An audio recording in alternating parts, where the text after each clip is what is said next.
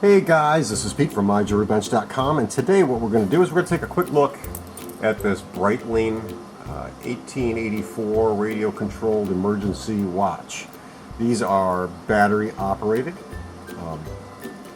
There is a transmitter here in case you fall overboard on your boat. You could unscrew this, pull it out, and it'll send a transmit signal, I believe, with your location. Nice little emergency watch. Big, bulky, heavy. You could see relatively large case watch. This thing weighs a ton. I don't know if I'd want to wear it all the time, but I wanted to show you how to open it and replace the battery. In this case, you can see the chronograph is not running at all. Battery has died, so we're going to open it up and replace the batteries in both the watch and the transceiver. Grab the appropriate size screwdriver. There are 4 screws. 1, 2, 3, 4. Some of these radio watches have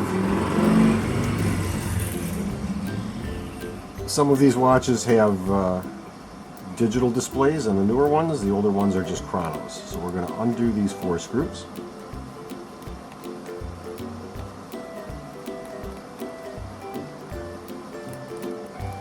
And then we're going to flip this over. Hopefully all the screws come out. Put those aside. So I've got the screws out of the watch. Now what we have to do is pry the watch out of the case, and it comes out pretty simply. Just pull it out of the case like that. So here's the batteries for the transceiver. We're going to undo these 2 screws. Flip this around. Put this over to the side. Get these 2 batteries out. 2 new batteries. You'll see that on the case frame it says negative. I don't know if I can get a good picture of that. I think we got it there. You can see it's negative for the battery, so the batteries go in with the positive side up. Take our handy dandy tweezers, get the battery contact back in place.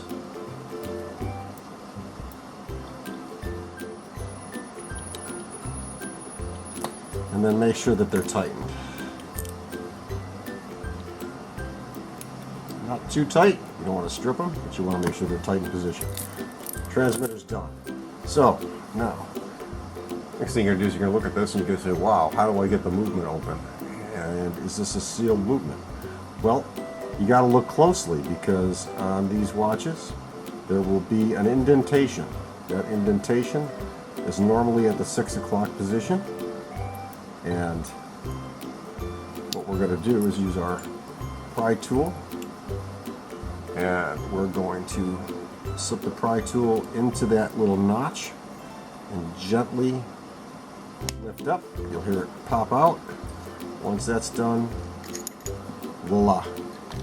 Now we have access to the watch movement. And let's get the old one out.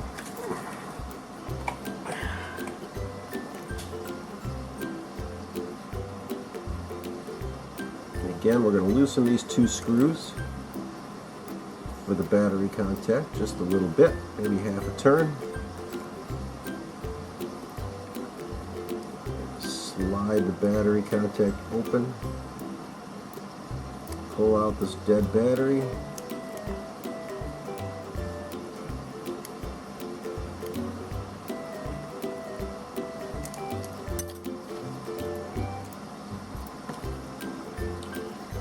The new one in position.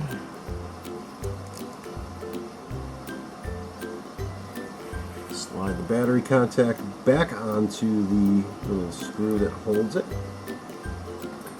and then tighten it down.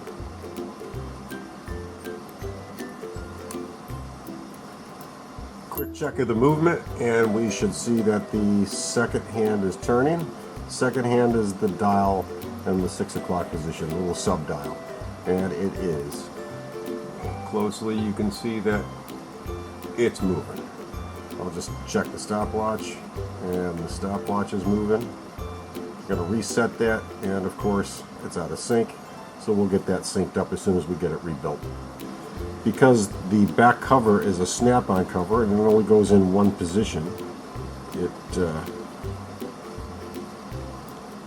goes in like believe like this, or like that. There's 4 holes that you have to line up, and those 4 holes can be pretty picky. So what I do is I'll take one of the case screws just to line it up, and we'll tighten it down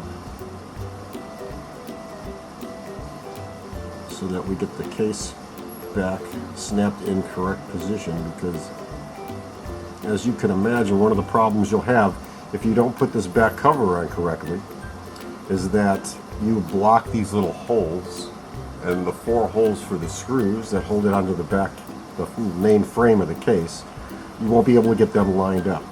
So once we get a screw located in there, I'm going to grab my trusty crystal press. This crystal press already has the correct dies in it, and I'm going to put my watch into the crystal press, and then I'm going to snap that case closed.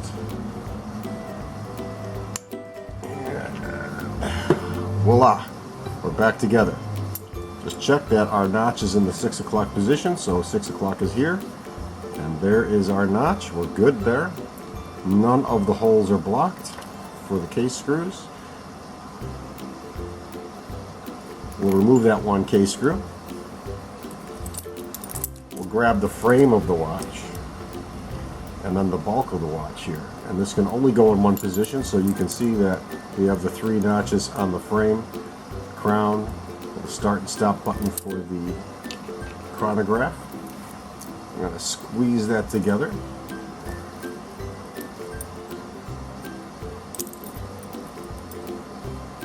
Looks good.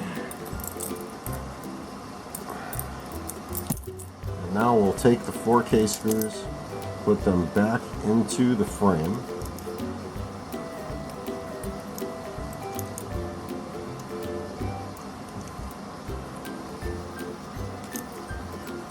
Grab our appropriate screwdriver, and what I do, remember I always counterclockwise until I feel it going to the threads. I'll give it a couple of turns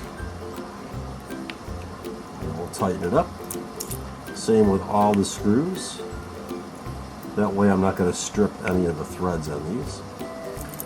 Once I've started them, then I'll go tighten the whole thing down, one screw at a time, and I tend to go in opposing screws.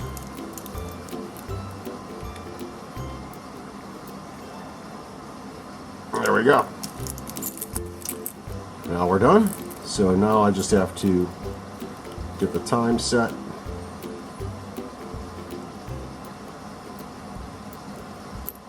And let's get this, make sure it's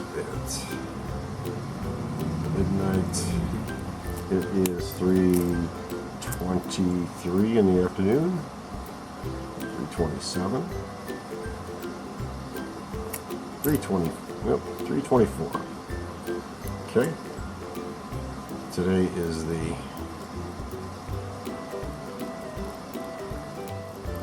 12, 13, 14, 3. Perfect. Okay.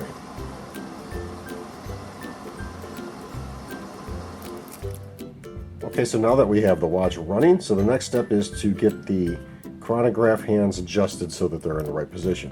First thing I do is I pull the crown out to the first click, and then we're going to push a button and we're going to see which hand turns. It's the upper left dial, and we're going to set that to 12. Bing. I'll press the lower chronal button, and we can see that this hand is reset to 0. Now I'm going to pull the chrono, or the crown out to the second click, and we'll do this again. And you can see we're adjusting the chronograph second hand. And then the bottom button should adjust tenths of a second. Push the crown in, and the stopwatch works. We're going to let this run a full cycle and make sure that the minute hand on the chronograph, which is the upper right dial, changes to 1 minute. Now, if you're one of the owners of these watches, I have a lot of customers who'll start the chronograph because they want to see that big second hand going around.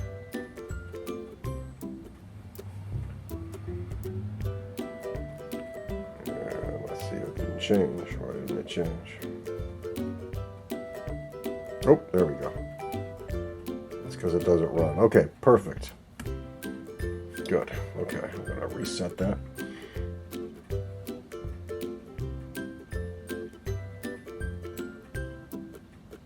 So if you're one of my customers, or if you are an owner of one of these watches, just so you know, when you run the chronograph on a quartz watch, or a mechanical watch for that matter, but on a quartz watch especially, as the chronograph runs, remember it's operating that second hand, and it takes a little extra power out of the battery.